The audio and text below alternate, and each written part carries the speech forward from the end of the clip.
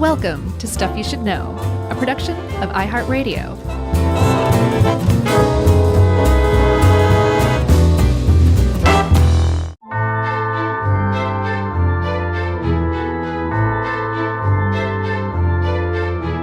Hey, and welcome to the Spooktacular Spookcast. I'm Josh, and there's Chuck, and Jerry's here too. And we are all wrapped in bandages because we're mummies. Scary mummies. Mummies that have been dead for thousands of years, but now want to pull your brains out with the hooks we were buried with.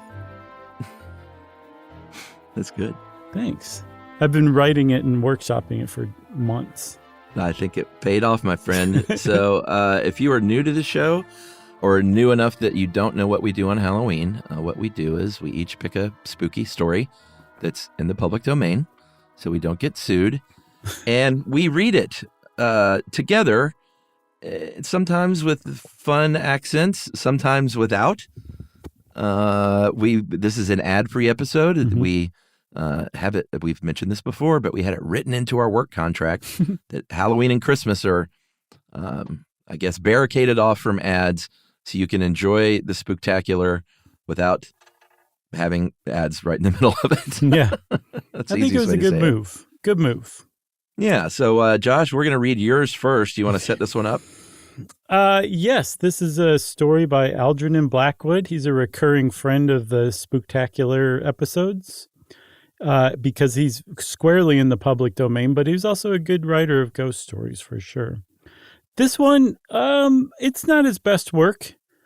But we, and you in particular, but I think we both did, looked for a story written by a woman. And it's harder to do than you would think because the stuff that's in the public domain, I think we're up to 1928 or 29, there weren't a lot of women published at the time. At least it was very disproportionate compared to men. So what we did this time was we found a story written by a man, but told from the point of view of a woman. That's as good as we could get this year, everybody. That's right. The other thing, too, is especially back in those days, women didn't write a bunch of short horror. No. And I did find some good ones in the Weird Tales magazines, but those I don't think are in the public domain yet. Some are. That's where you can. Oh, some are. These from like the 1940s or 50s. Okay. I found some from like 1928, 29, and they're pretty good. Yeah, it's also hard to find like a clean copy of those. Like the one I found, I had to blow up a PDF of the magazine itself, which was kind of cool. Wow. But ended up being too long. But maybe I don't know. Maybe we can knock that one out one year. That's funny. We both found a new source of horror stories to use in the future at the same time. Well, mine was Weird Tales. What was yours? Amazing stories, astounding stories, something like that. I don't remember. But the first one I sent you, that was from one of those pulp magazines. Oh, okay. Cool. Well, maybe, if we live long enough, we'll be able to read some of those. Yeah, I was thinking if we keep this up for another like 50, 70 years, we're really going to get into some good stuff. And I won't have to do a creepy accent then. All right, I'm going to start, okay? All right, so I'm playing the woman, Monty Python style, I guess, right? Mm-hmm. I'm going to be the man. Okay, and by the way, this story for a quote-unquote horror story gets a little sexy. It does, for sure. I just realized something. The entire story is told by the woman from her point of view. So you're going to be doing a lot of reading unless we split up the stuff where she's relating the story. Well, no. I think that's what you should do. Okay, and then I'll just read her part, and once the man comes in, he gets his due, I think. Okay, but we can also switch. You can be the lady. No, it's okay. I was just saying it occurred to me that we should hash this out right here live on the episode. That's what we usually do. Okay, you ready? All right. Yeah, let's do it. What's it called? This is The Woman's Ghost Story by Algernon Blackwood. Oh, geez, sorry. One more quick question. Are they British? They can be. It doesn't matter. Okay. I'll probably do British.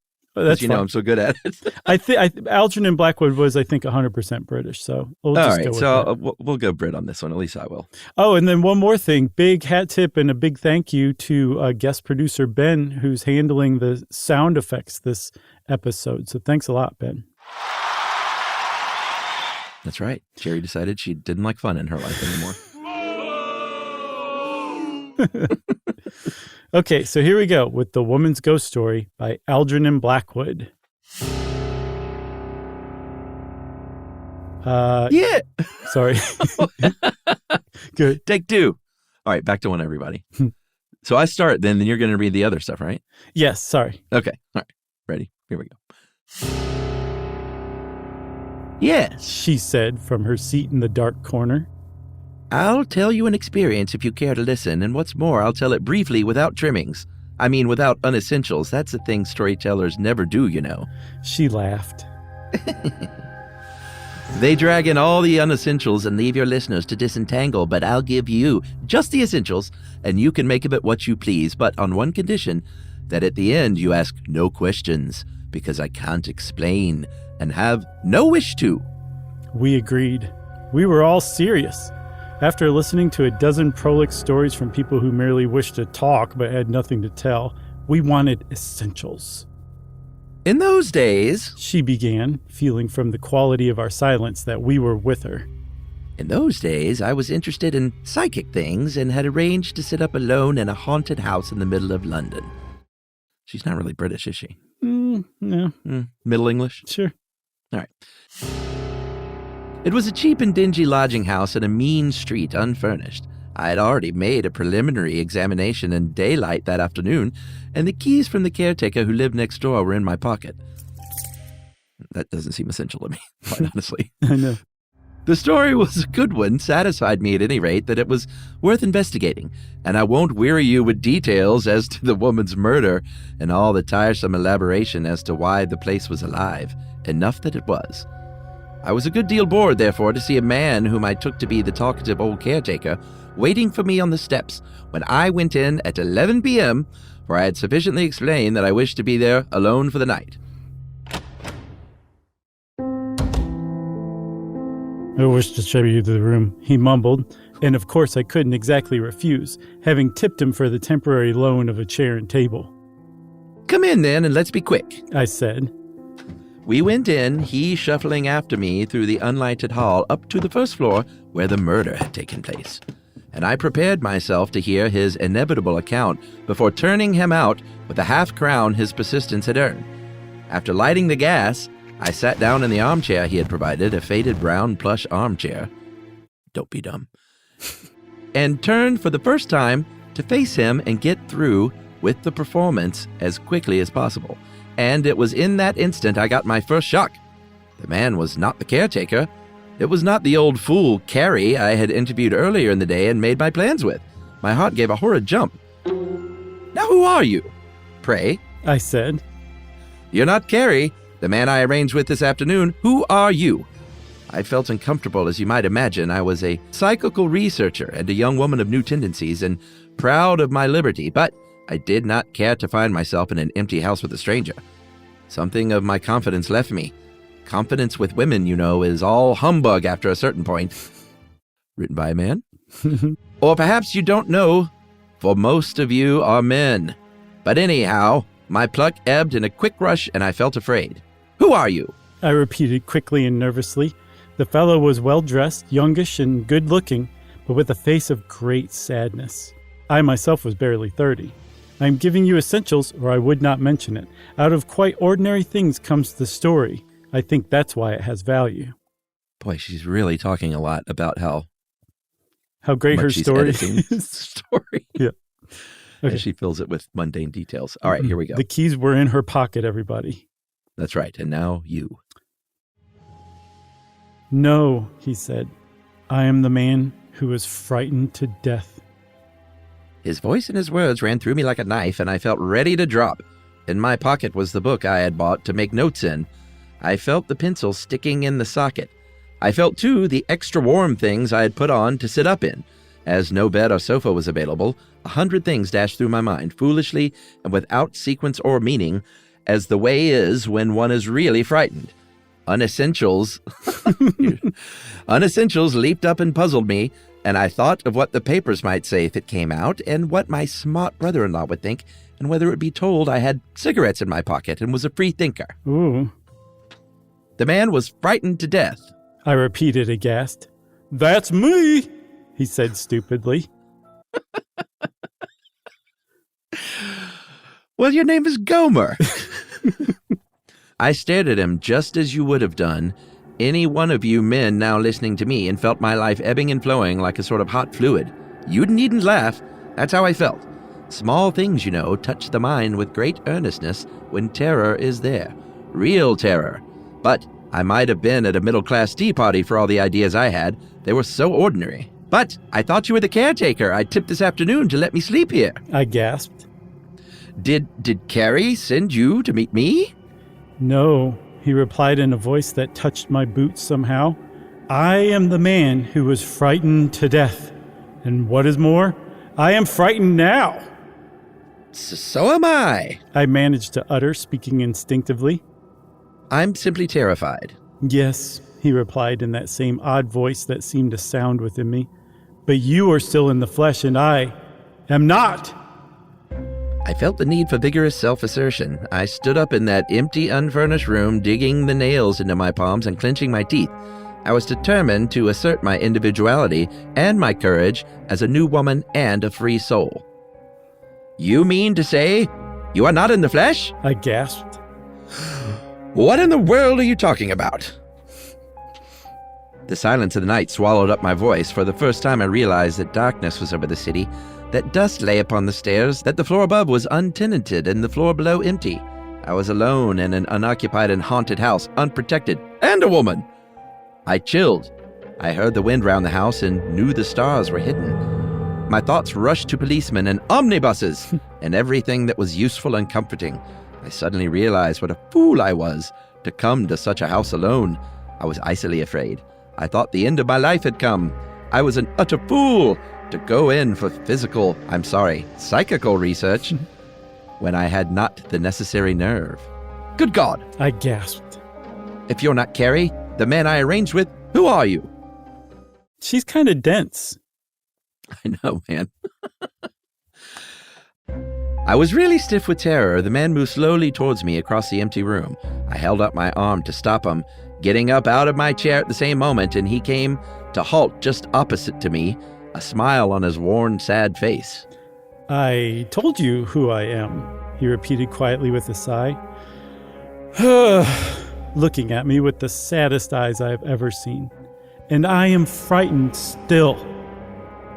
By this time, I was convinced that I was entertaining either a rogue or a madman, and I cursed my stupidity in bringing the man in without having seen his face. My mind was quickly made up, and I knew what to do. Ghosts and psychic phenomena flew to the winds. If I angered the creature, my life might pay the price. I must humor him till I got to the door and then race for the street. I stood bolt upright and faced him. We were about of a height, and I was a strong athletic woman who played hockey in winter and climbed Alps in the summer. My hand itched for a stick, but I had none. Now, of course I remember, I said with a sort of stiff smile that was very hard to force. Now I remember your case and the wonderful way you behaved. The man stared at me stupidly, turning his head to watch me.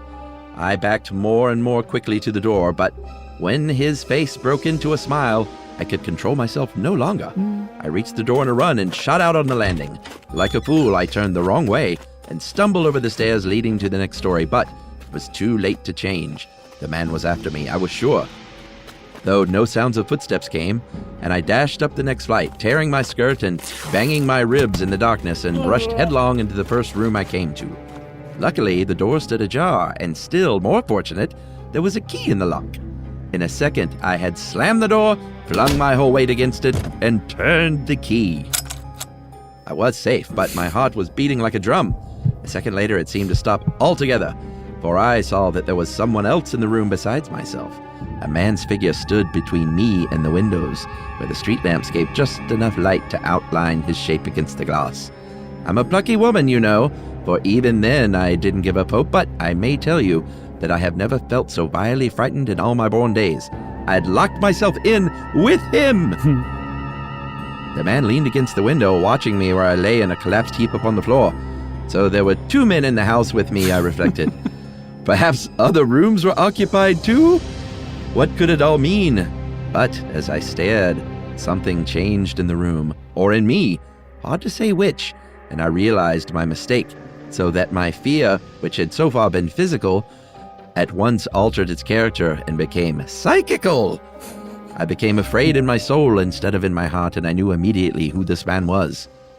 How in the world did you get up here? I stammered to him across the empty room, amazement momentarily stemming my fear. Now, let me tell you, he began in that odd, faraway voice of his that went down my spine like a knife.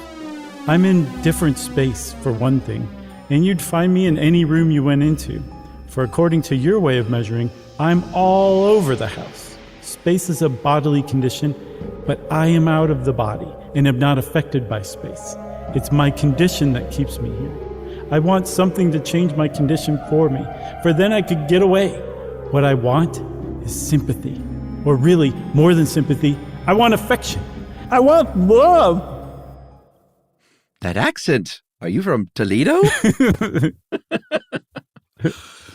While he was speaking, I gathered myself slowly upon my feet. I wanted to scream and cry and laugh all at once, but I only succeeded in sighing. For my emotion was exhausted, and a numbness was coming over me. I felt for the matches in my pocket and made a movement toward the gas jet. So this lady's already bored of talking to a ghost. Right? Yeah, that wants love. Right. I should be much happier if you didn't light the gas, he said at once, for the vibrations of your light hurt me a good deal. You need not be afraid that I shall injure you. I can't touch your body to begin with, for there's a great gulf fixed, you know, and really this half-light suits me best. Now, let me continue what I was trying to say before. Oh, you know, so many people have come to this house to see me, and most of them have seen me, and one and all have been terrified. If only someone would not be terrified, but kind and loving to me. Then, you see, I might be able to change my condition and get away. His voice was so sad that I felt tears start somewhere at the back of my eyes. But fear kept all else in check, and I stood shaking as cold as I listened to him. Well, who are you then? Of course Carrie didn't send you. I know now. I managed to utter. My thoughts scattered dreadfully, and I could think of nothing to say. I was afraid of a stroke, an elf stroke. I know nothing about Carrie or who he is, continued the man quietly. Oh, sorry. I know nothing about Carrie or who he is, continued the man quietly. And the name my body had I have forgotten, thank God. But I am the man who was frightened to death in this house 10 years ago, and I've been frightened ever since, and am frightened still. For the succession of cruel and curious people who come to this house to see the ghost and thus keep alive its atmosphere of terror only helps to render my condition worse. If only someone would be kind to me, laugh, speak gently and rationally with me, cry if they like, pity, comfort, soothe me, anything but come in here in curiosity and tremble as you are now doing in the corner. Now, madam, won't you take pity on me? His voice rose to a dreadful cry. Won't you step into the middle of the room and try to love me a little? A horrible little laughter came gurgling up in my throat as I heard him, but the sense of pity was stronger than the laughter, and I found myself actually leaving the support of the wall and approaching the center of the floor. By God, he cried, at once straightening up against the window, you have done a kind act. That's the first attempt at sympathy that has been shown to me since I died, and I feel better already. In life, you know, I was a misanthrope. Everything went wrong with me. I can understand this. And I came to hate my fellow men so much that I couldn't bear to see them even. Of course, like begets like, and this hate was returned. Finally, I suffered from horrible delusions, and my room became haunted with demons that laughed and grimaced and laughed and grimaced and laughed and grimaced. And one night, I ran into a whole cluster of them near the bed, and the fright stopped my heart and killed me. It's hate and remorse as much as terror that clogs me so thickly and keeps me here. If only someone could feel pity and sympathy and perhaps a little love for me, I could get away and be happy. When you came this afternoon to see over the house, I watched you, and a little hope came to me for the first time. I saw you had courage, originality, resource, love. If only I could touch your heart without frightening you, I knew I could perhaps tap that love you have stored up in your being there. and thus borrow the wings for my escape. It sounds like he's asking for consent. It does sound a lot like it. Just very forward-thinking at the time. Yeah, that's Algernon Blackwood for you. That's right. All right, where were we? He was about to tap something, right? Okay. Now, I must confess, my heart began to ache a little, as fear left me and the man's words sank their sad meaning into me. Still, the whole affair was so incredible and so touched with unholy quality, and the story of a woman's murder I had come to investigate had so obviously nothing to do with this thing, that I felt myself in a kind of wild dream that seemed likely to stop at any moment and leave me somewhere in bed after a nightmare. Moreover, his words possessed me to such an extent that I found it impossible to reflect upon anything else at all, or to consider adequately any ways or means of action or escape.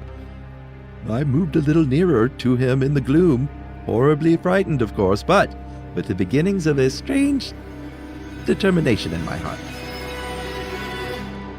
You women, he continued, his voice plainly thrilling at my approach, you wonderful women, to whom life often brings no opportunity of spending your great love. Oh, if only you could know how many of us simply yearn for it.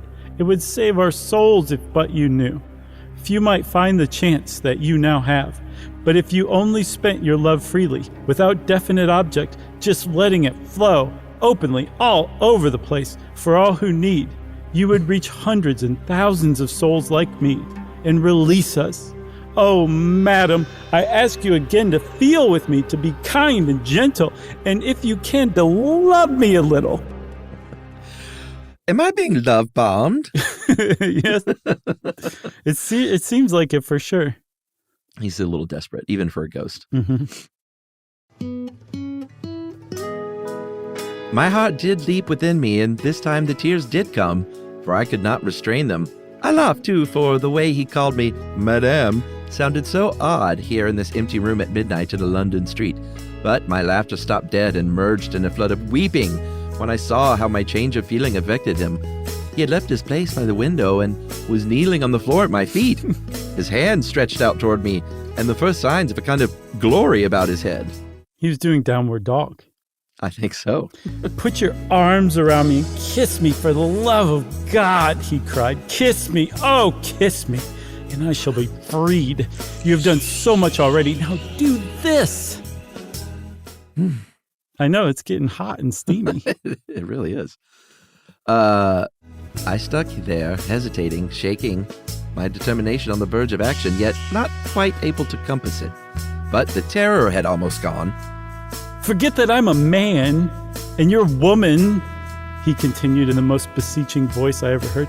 Forget that I'm a ghost and come out boldly and press me to you with a great kiss and let your love flow into me. Forget yourself for just 1 minute and do a brave thing. Oh, love me, love me, love me, and I shall be free. Wow. This Halloween episode is taking a turn. The words, or the deep force they somehow released in the center of my being, stirred me profoundly, and an emotion infinitely greater than fear surged up over me and carried me with it across the edge of action. Without hesitation, I took 2 steps towards him where he knelt, and held out my arms. Pity and love were in my heart at that moment. Genuine pity, I swear, and genuine love. I forgot myself and my little tremblings in a great desire to help another soul. I love you, poor, aching, unhappy thing. I love you, I cried through hot tears. and I am not the least bit afraid in the world. The man uttered a curious sound, like laughter, yet not laughter.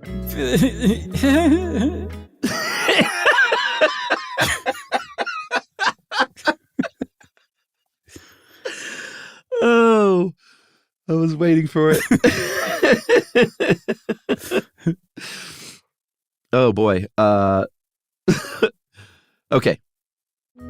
Yet not laughter, and turned his face up to me. The light from the street below fell on it, but there was another light too, shining all round it that seemed to come from the eyes and skin. He rose to his feet and met me, and in that second I folded him to my breast and kissed him full on the lips, again and again. Oh. All our pipes had gone out, and not even a skirt rustled in that dark studio as the storyteller paused a moment to steady her voice and put a hand softly up to her eyes before going on again. Now, what can I say and how can I describe to you all you skeptical men sitting there with pipes in your mouths, the amazing sensation I experience of holding an intangible, impalpable thing so closely to my heart that it touched my body with equal pressure all the way down and then melted away somewhere into my very being. And it's at this moment the pipes fell from their mouths. Right, yeah. For it was like seizing a rush of cool wind and feeling a touch of burning fire the moment it had struck its swift blow and passed on. A series of shocks ran all over and all through me, a momentary ecstasy of flaming sweetness and wonder thrilled down into me. My heart gave another great leap, and then I was alone. I wonder if this story is just one big euphemism. Maybe. I just realized I'm doing Harvey Korman from Blazing Saddles. Nice. That's technically the second Harvey appearance because she mentioned Mean Streets earlier, and Harvey Keitel was in that. That's right. Is this me? Okay, here we go. Mm-hmm. The room was empty. I turned on the gas and struck a match to prove it. All fear had left me, and something was singing round me in the air and in my heart like a joy of a spring morning in youth. La, la, la, Not all the la, devils la. or shadows or hauntings in the world could have caused me a single tremor. I unlocked the door and went all over the dark house, even into kitchen and cellar and up among the ghostly attics, but the house was empty. Something had left it. I lingered a short hour, analyzing, thinking, wondering, you can guess what and how. Perhaps, but I won't detail, for I promised only essentials, remember, and then went out to sleep the remainder of the night in my own flat, locking the door behind me upon a house no longer haunted. But my uncle, Sir Henry, the owner of the house, required an account of my adventure, and of course, I was in duty bound to give him some kind of a true story. Before I could begin, however, he held up his hand to stop me. First, he said, I wish to tell you a little deception I ventured to practice on you. So many people have been to that house and seen the ghosts that I came to think the story acted on their imaginations, and I wish to make a better test. So I invented for their benefit another story, with the idea that if you did see anything, I could be sure it was not dear merely to an excited imagination. He's a horse, by the way. I'm doing a horse for her uncle. I thought that was really good. Thanks. You went for the accent. Then what you told me about a woman having been murdered and all that was not a true story of the haunting? No, it was not. The true story is that of a cousin of mine who went mad in that house and killed himself in a fit of morbid terror, following upon years of miserable hypochondriasis. It is his figure that investigators see. That explains, then. I gasped. No, explain what? I thought of that poor struggling soul longing all these years for escape and determined to keep my story for the present to myself. Explains, I mean, why I did not see the ghost of the murdered woman. I concluded. Precisely, said Sir Henry, and why, if you had seen anything, it would have had value, inasmuch as it could not have been caused by the imagination working upon a story you already knew.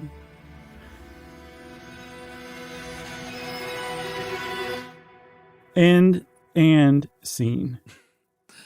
Wow, that one got pretty sexy. Yeah, I figure that most of our Halloween episodes are not quite steamy enough, so I wanted to steam this one up. Yeah, and it all makes sense now with Algernon Blackwood writing the story from a woman's point of view. He basically wrote it. He's like, yeah, exactly. Every couple paragraphs he stopped and made that sound. Right.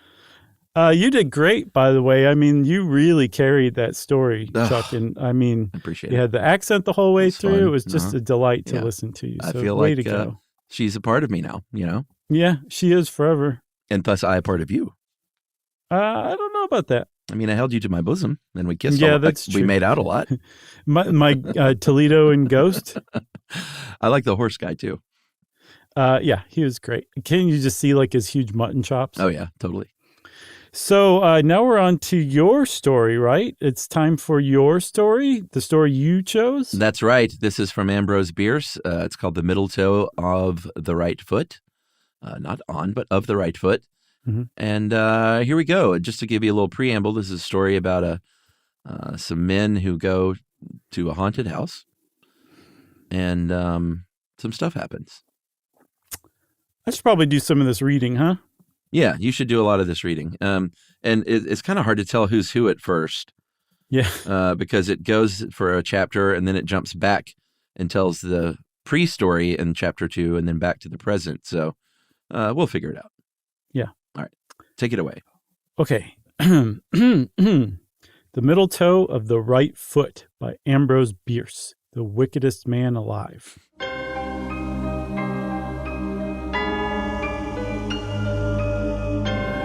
It is well known that the old Manton house is haunted. In all the rural district near about, and even in the town of Marshall a mile away, not one person of unbiased mind entertains a doubt of it. Incredulity is confined to those opinionated person who will be called cranks as soon as the useful word shall have penetrated the intellectual demesne of the Marshall advance. I think this is worth explaining. So he was basically taking a shot at the local paper saying that intellectually they weren't even smart enough to use the word cranks yet. Yeah. I had to read that like 5 times, so I thought it might be worth pointing out. No, totally. I didn't get it, so now I do. Thank you. Thank you. Thank you for thanking me. You're welcome. The evidence that the house is haunted is of 2 kinds. The testimony of disinterested witnesses who have had ocular proof, ocular meaning eye witnesses, and that of the house itself. The former may be disregarded and ruled out on any of the various grounds of objection which may be urged against it by the ingenious, but facts within the observation of all are material and controlling. I'm not going to explain that last bit because even I still don't understand it. Okay. In the first place, the Manton house has been unoccupied by mortals for more than 10 years, and with its outbuildings is slowly falling into decay, a circumstance which, in itself, the judicious will hardly venture to ignore. It stands a little way off the loneliest reach of the Marshall and Harriston Road, in an opening which was once a farm and is still disfigured with strips of rotting fence and half covered with brambles, overrunning a stony and sterile soil, long unacquainted with the plow. The house itself is in tolerably good condition, though badly weather-stained, and in dire need of attention from the glazier, the smaller male population of the region having attested in the manner of its kind its disapprovals of dwelling without dwellers. That means that the kids throw stones through the windows and have broken them all. Yeah, this place is not in great shape. No. And Ambrose Bierce composes such thick plumage, it's hard to see the meat sometimes. That's right. He's not all about the essentials. No. He hasn't even mentioned the keys in his pocket yet. That's right. Or that he climbs the Alps. This is the house. It is 2 stories in height, nearly square. Its front's pierced by a single doorway, flanked on each side by a window, boarded up to the very top. Corresponding windows above, not protected, serve to admit light and rain to the rooms of the upper floor. Grass and weeds grow pretty rankly all about, and a few shade trees, somewhat the worse for wind, and all leaning in one direction, seem to be making a concerted effort to run away. In short, as the Marshalltown humorist explained in the columns of the Advance, the proposition that the Manton house is badly haunted is the only logical conclusion from the premises.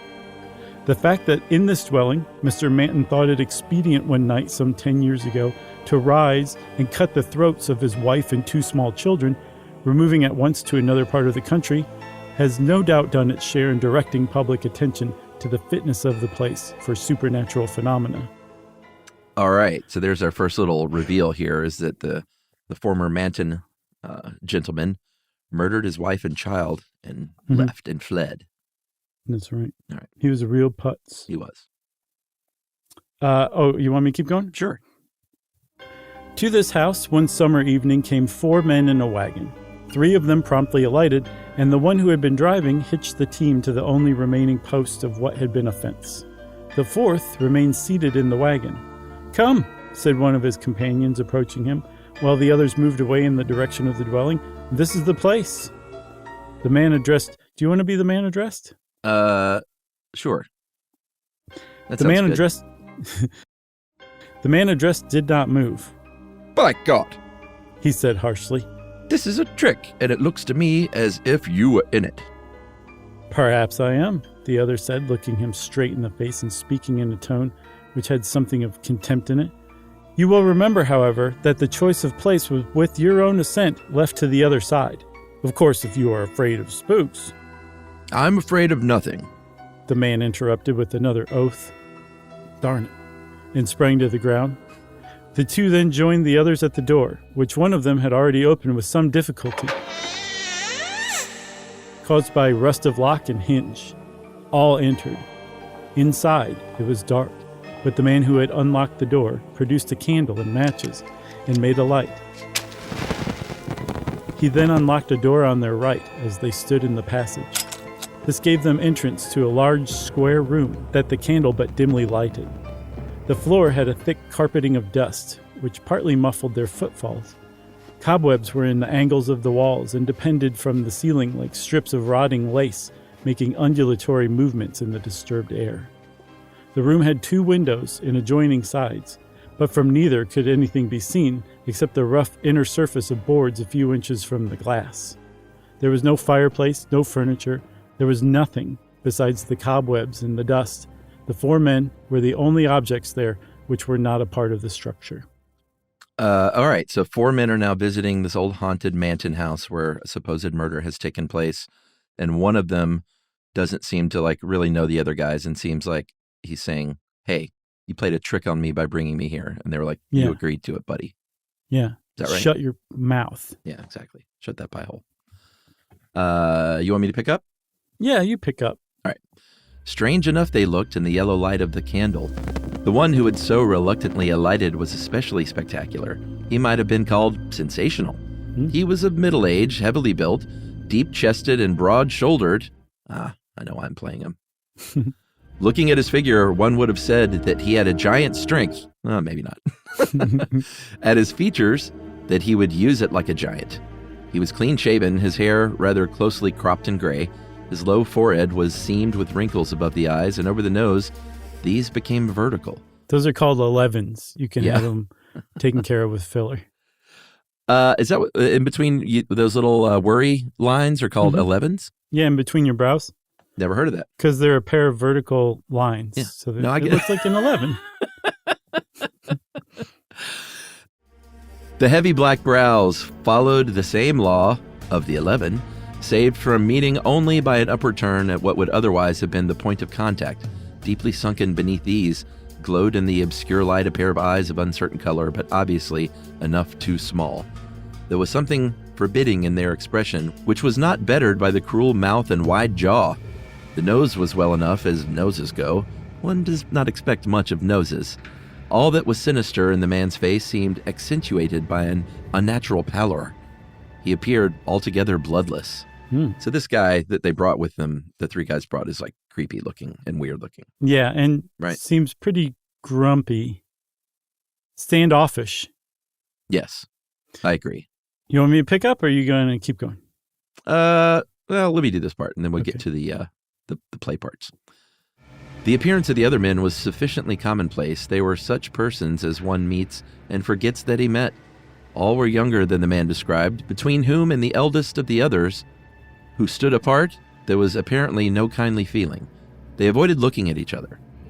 So the other 3 are younger than the grumpy man, and they don't really like him, or vice versa, it looks like.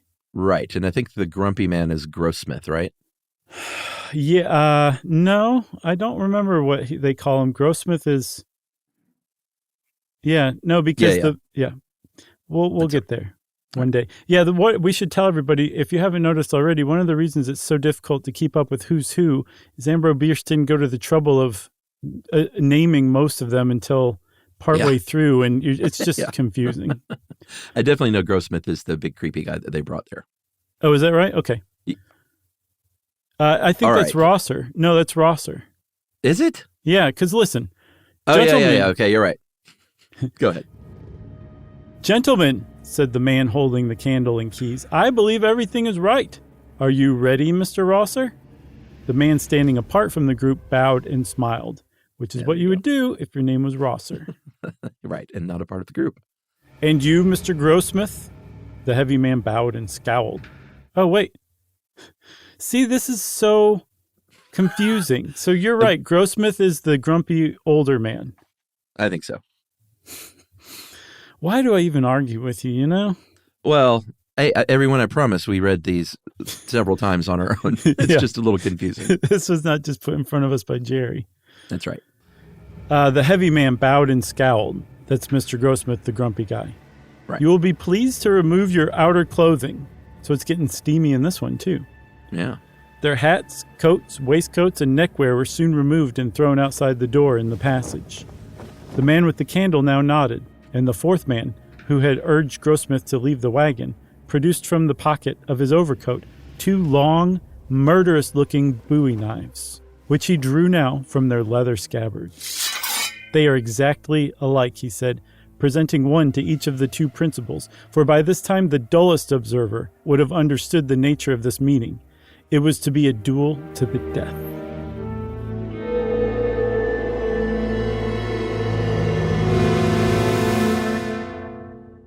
Wow.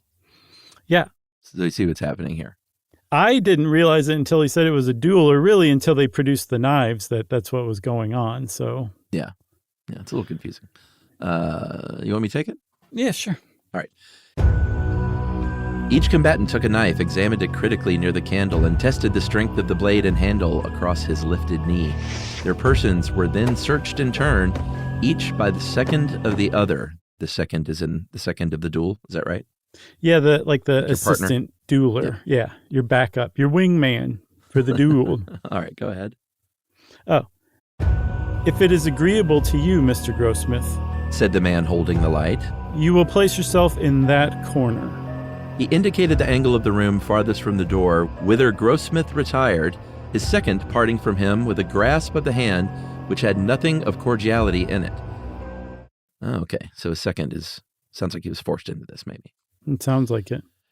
In the angle nearest the door, Mr. Rosser stationed himself, and after a whispered consultation, his second left joined him, joining the other near the door. At that moment, the candle was suddenly extinguished, leaving all in profound darkness. This may have been done by a draft from the open door. Whatever the cause, the effect was startling. Gentlemen, Said a voice which sounded strangely unfamiliar in the altered condition affecting the relations of the senses. gentlemen, you will not move until you hear the closing of the outer door. A sound of trampling ensued, then the closing of the inner door, and finally, the outer one closed with a concussion that shook the entire building. So these guys have been locked in a dark room with knives to fight to the death. That's pretty creepy. Yeah. A few minutes afterward, a belated farmer's boy met a light wagon which was being drawn furiously toward the town of Marshall. He declared that behind the 2 figures on the front seat stood a third with its hands upon the bowed shoulders of the others, who appeared to struggle vainly to free themselves from its grasp. This figure, unlike the others, was clad in white and had undoubtedly boarded the wagon as it passed the haunted house. As the lad could boast a considerable former experience with the supernatural thereabouts, his word had the weight justly due to the testimony of an expert. So this guy had seen this kind of thing before, basically. Yeah. And also, Ambrose Bierce was meant to be read silently. Right. The story, in connection with the next day's events, eventually appeared in the Advance, which is the newspaper, with some slight literary embellishments and a concluding intimation that the gentleman referred to would be allowed the use of the paper's columns for their version of the night's adventure, but the privilege remained without a claimant. Okay, some weird stuff happened. 4 men go in, 3 men fly past a superstitious farm boy who mentions it to the paper. And the paper says, "This is crazy. Anybody who wants to come forward and say this was us and tell us the story, go ahead." And no one did. Right? That's right. And now, chapter 2, we jump back in time. The events that led to this duel in the dark were simple enough. One evening, 3 young men of the town of Marshall were sitting in a quiet corner of the porch of the village hotel, smoking and discussing such matters as 3 educated young men of a southern village would naturally find interesting. Hogs. Their names were King, Sancher, and Rosser. At a little distance, within easy hearing, But taking no part in the conversation sat a fourth. He was a stranger to the others. They merely knew that on his arrival by the stagecoach that afternoon, he had written in the hotel register the name of Robert Grossmith. He had not been observed to speak to anyone except the hotel clerk. He seemed, indeed, singularly fond of his own company, or, as the personnel of the Advance expressed it, grossly addicted to evil associations. But then it should be said in justice to the stranger that the personnel was himself of too convivial disposition fairly to judge one differently gifted, and had, moreover, experienced a slight rebuff in an effort at an interview. You want to be king? Sure. I hate any kind of deformity in a woman, said King. whether natural or acquired. I have a theory that any physical defect has its correlative mental and moral defect. Okay. I infer, then, said Rosser gravely, that a lady lacking the moral advantage of a nose would find the struggle to become Mrs. King an arduous enterprise. I'm doing Leonardo DiCaprio in Django Unchained. Okay. Where's my beautiful sister? That was so creepy. So is this me? Yeah, I think so. Of course, you may put it that way, Was the reply. but seriously, I once threw over a most charming girl on learning quite accidentally that she had suffered amputation of a toe. My conduct was brutal, if you like, but if I had married that girl, I should have been miserable for life and should have made her so. I just want to point out you morphed just briefly into Zach Galifianakis in the middle of that. Okay. Who's Sancher? Am I Sancher? Or is Sure. he new? Yeah, I like it. You could be Sancher. Let's see. Whereas, said Sancher with a light laugh, by marrying a gentleman of more liberal view, she escaped with a parted throat. Ah, you know to whom I refer. Yes, she married Manton. But I don't know about his liberality. I'm not sure, but he cut her throat because he discovered that she lacked that excellent thing in a woman, the middle toe of the right foot. Am I right, guys? Look at that chap, said Rosser in a low voice, his eyes fixed upon the stranger. That chap was obviously listening intently to the conversation. Damn his impudence. Muttered King. What ought we to do? That's an easy one. My guy just turned into Forrest Gump. Rosser replied, rising. Sir, he continued, addressing the stranger, I think it would be better if you would remove your chair to the other end of the veranda. The presence of gentlemen is evidently an unfamiliar situation to you. So these guys are talking about what happened to the guy who supposedly killed his wife because she had no toe. Mm-hmm. And this guy's overhearing this conversation, and they're not too thrilled with that, right? Yeah, and one of them apparently dated her for a while, but found out that she didn't have a toe and was like, no way, no thanks. how. Right. All right, I'll pick up. You ready? Mm-hmm. The man sprang to his feet and strode toward with clenched hands, his face white with rage. All were now standing. Sancher stepped between the belligerents. You are hasty and unjust, He said to Rosser. This gentleman has done nothing to deserve such language. But Rosser would not withdraw a word. By the custom of the country and the time, there could be but one outcome to the quarrel. You're the stranger, I think, right? That's right, and I forget how I was doing him. I demand the satisfaction due to a gentleman, Said the stranger. Oh, yeah, this is you. said the stranger, who had become more calm. I have not an acquaintance in this region. Perhaps you, sir, bowing to Sancher, will be kind enough to represent me in this matter. Sancher accepted the trust. Somewhat reluctantly, it must be confessed, for the man's appearance and manner were not at all to his liking. King, who during the colloquy had hardly removed his eyes from the stranger's face and had not spoken a word, consented with a nod to act for Rosser. So they're figuring out who the seconds are, right? Mm-hmm, mm-hmm. Yeah. And the upshot, oh, there you go, Josh. I noticed that too. And the upshot of it was, the principals having retired, a meeting was arranged for the next evening. The nature of the arrangements has been already disclosed. The duel with knives in a dark room was once a commoner feature of Southwestern life than it is likely to be again. How thin a veneering of chivalry covered the essential brutality of the code under which such encounters were possible. We shall see. Yeah, so just, and by southwestern, he's basically talking about Louisiana or Mississippi, probably. At that point, yeah, I guess so. And also what he's talking about is like, so one man was insulted by another man, and now they've agreed to a duel. Yeah, because he was eavesdropping. Yeah. Yeah. And in the South, especially at these times, you basically had to kill somebody else who insulted you. Yeah, you mind your own business. You want me to pick up with chapter 3? Please. Chapter 3. In the blaze of a midsummer noonday, the old Manton house was hardly true to its traditions. It was of the earth, earthy. The sunshine caressed it warmly and affectionately, with evident disregard of its bad reputation. The grass greening all the expanse in its front seemed to grow not rankly, but with a natural and joyous exuberance.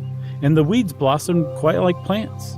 Full of charming lights and shadows and populous with pleasant-voiced birds, the neglected shade trees no longer struggled to run away, but bent reverently beneath their burdens of sun and song. Even in the glassless upper windows was an expression of peace and contentment due to the light within. Over the stony fields, the visible heat danced with a lively tremor, incompatible with the gravity which is an attribute of the supernatural. Such was the aspect under which the place presented itself to Sheriff Adams and 2 other men who had come out from Marshall to look at it. One of these men was Mr. King, the sheriff's deputy. Aha. The other, whose name was Brewer, was a brother of the late Mrs. Manton. Aha! Under a beneficent law of the state relating to property, and if you put all those 3 together, you have a proper sentence. Yeah. Which has been for a certain period abandoned by an owner whose residence cannot be ascertained, the sheriff was legal custodian of the Manton farm and appurtenances thereunto belonging. So in other words, the sheriff, if it's an abandoned house, the sheriff is sort of taking care of it. Yeah, he owns all the appurtenances. Right. And so this is the sheriff. Yeah, the sheriff and his deputy, who was one of the 4 guys, and Brewer, the brother of the killed woman, are now, after this duel, going to the house to check things out, right? Yeah. Okay.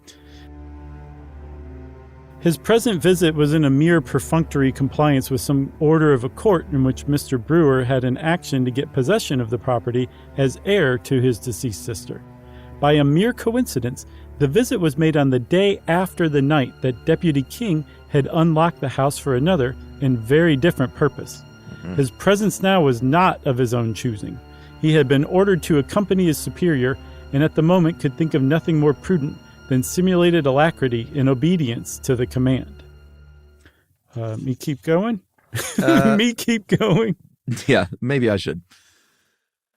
Me read now. It me.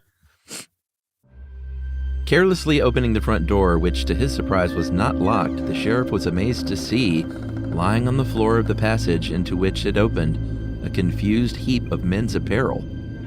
Examination showed it to consist of 2 hats and the same number of coats, waistcoats, and scarves, all in a remarkably good state of preservation, albeit somewhat defiled by the dust in which they lay. So this is the stuff they took off the night before, I guess. Yeah. Mr. Brewer was equally astonished, but Mr. King's emotion is not of record. He knows why those clothes are there.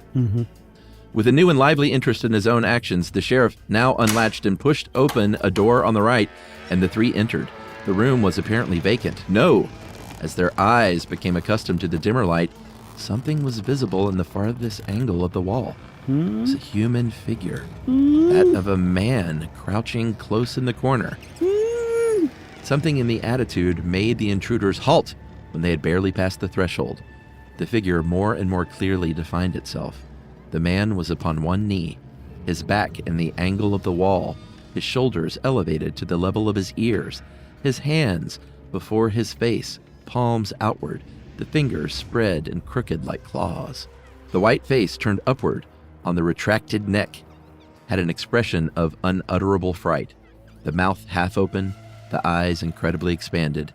He was stone dead, yet, with the exception of a Bowie knife, which had evidently fallen from his own hand, not another object was in the room. right, I'll do this paragraph and you can take it home. Ready? Yep. In thick dust that covered the floor were some confused footprints near the door and along the wall through which it opened. Along one of the adjoining walls, too, past the boarded-up windows, was the trail made by the man himself in reaching his corner. Instinctively, in approaching the body, the three men followed that trail. The sheriff grasped one of the outthrown arms. It was as rigid as iron, and the application of a gentle force rocked the entire body without alerting the relation of its parts. Brewer, pale with excitement, gazed intently into the distorted face. God of mercy, he suddenly cried. It is Manton! Am I king? You're king. You're right, said King with an evident attempt at calmness. I knew Manton. He then wore a full beard and his hair long, but this is he. He might have added, I recognized him when he challenged Rosser. I told Rosser and Sancher who he was before we played him this horrible trick. When Rosser left this dark room at our heels, forgetting his outer clothing in the excitement and driving away with us in his shirt sleeves, all through the discreditable proceedings, we knew with whom we were dealing, murderer and coward that he was. So the original murderer in the Manton house is now come back. Is that what we're to believe? Yeah, and he went by Grossmith, but these three recognized him immediately, and so I don't know if they set up a duel or whatever. I don't know if they set the whole thing up, but once a duel was going on, they knew exactly where they were going to take him, which was the very house that he murdered his wife and children in. Can you imagine being in that position? No, you can't. No, but they didn't kill him. No. You ready? Yeah, let's do it. Take it home, brother. But nothing of this did Mr. King say. With his better light, he was trying to penetrate the mystery of the man's death. That he had not once moved from the corner where he had been stationed. That his posture was that of neither attack nor defense. That he had dropped his weapon. That he had obviously perished of sheer horror of something that he saw. These were circumstances which Mr. King's disturbed intelligence could not rightly comprehend. Groping in intellectual darkness for a clue to his maze of doubt, his gaze, directed mechanically downward in the way of one who ponders momentous matters, fell upon something which, there, in the light of day and in the presence of living companions, affected him with terror. In the dust of years that lay thick upon the floor, leading from the door by which they had entered, straight across the room to within a yard of Manton's crouching corpse, were three parallel lines of footprints. Light but definite impressions of bare feet, the outer ones those of small children, the inner a woman's. From the point at which they ended, they did not return. They pointed all one way. Brewer, who had observed them at the same moment, was leaning forward in an attitude of rapt attention, horribly pale. U.B. Brewer. Look at that! He cried, pointing with both hands at the nearest print of the woman's right foot, where she had apparently stopped and stood. The middle toe is missing. It was Gertrude. Gertrude was the late Mrs. Manton, sister to Mr. Brewer.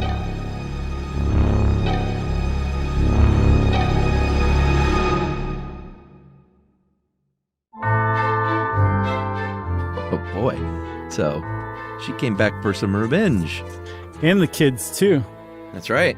The kids were chanting and clapping, kill, kill, kill, kill. Yeah. And the mom was like, you got it. You think I look weird without this middle toe?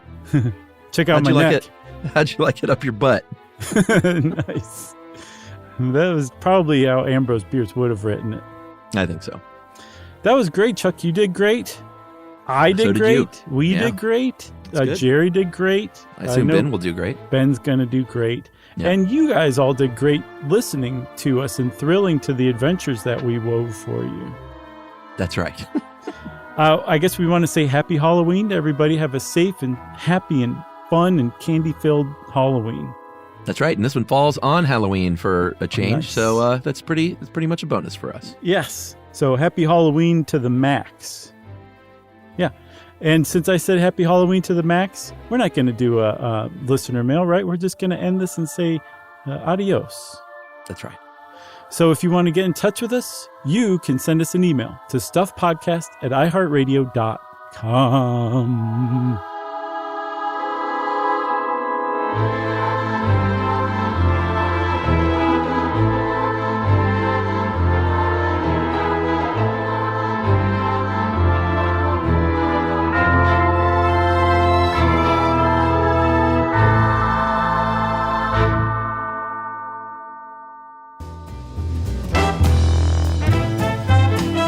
Stuff You Should Know is a production of iHeartRadio. For more podcasts from iHeartRadio, visit the iHeartRadio app, Apple Podcasts, or wherever you listen to your favorite shows.